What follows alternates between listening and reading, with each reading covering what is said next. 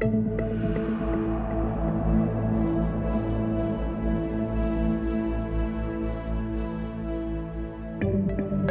hello everybody, and before I begin announcing what I need to announce today, I just want to thank all of the people who volunteered to share their story with me on the podcast that we had planned for the fall, to interview people who've been impacted by the book. As fate would have it, this summer, my wife and I have gone through many health challenges that have led to some testing, and we found out that the home that we live in is filled with mold and that it cannot be remediated. And so our doctor has told us that we can no longer live here. So we are facing our own hurricane, big time. It's as though our house was completely demolished and no insurance to cover it, because insurance does not cover mold in any state. So this has been a big deal. And as you can imagine, I went through a lot of emotions, as did my wife, till we came to a state of acceptance and recognizing that, okay, this is the hand we're dealt. We all have challenges in life. How do we go forward? And once I had that shift back to the eye of the hurricane, my mind got open to possibilities and things started falling into place beautifully, which I'll get into in more detail. But as a result of all of those things that are going on in our life, our compromised health, and all the energy it will take to do this rebuild, for the remainder of this year, I've decided to go on sabbatical. I'll still see my current clients that I'm already working with, but I won't take any new clients. I will postpone all podcasts.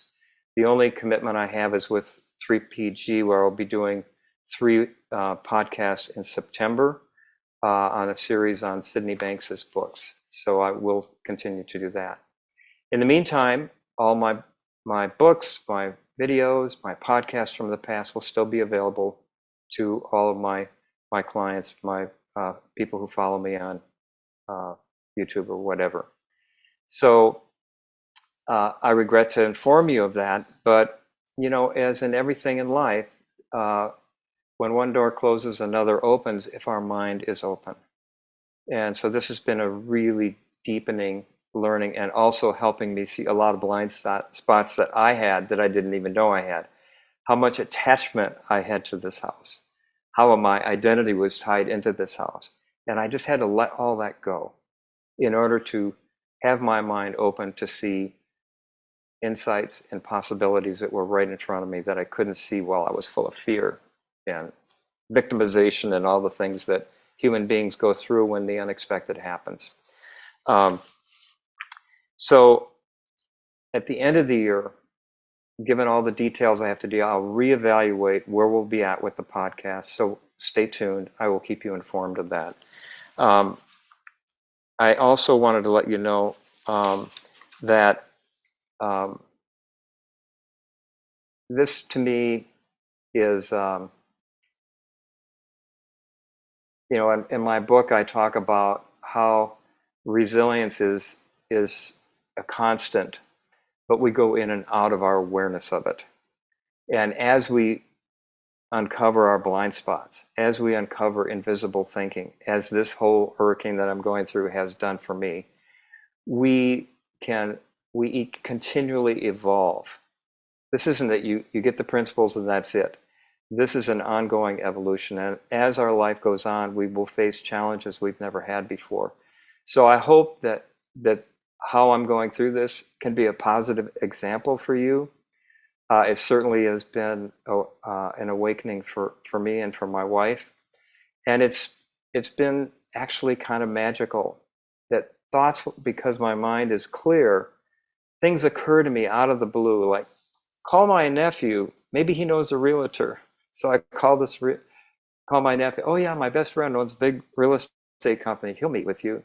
I meet with him, and he clarifies that we do want to stay here. He looked at our land. He looked at our place that we are, and he said, "You would never be able to replace this in a million years for the money you bought for it. You need to stay here." Because at that time we didn't know, should we rent? Should we get a townhome? Should we do this or that?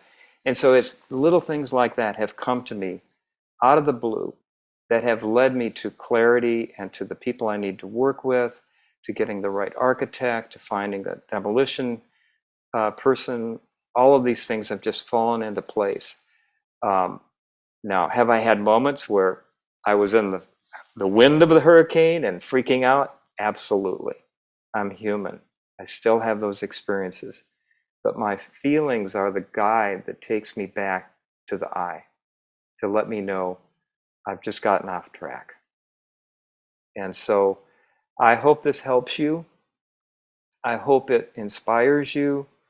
I will miss you during this period of time, but we'll be back together again in the future, and we'll see when. But in the meantime, I wish you all the best in your life, and feel free to email me or contact me. Thank you.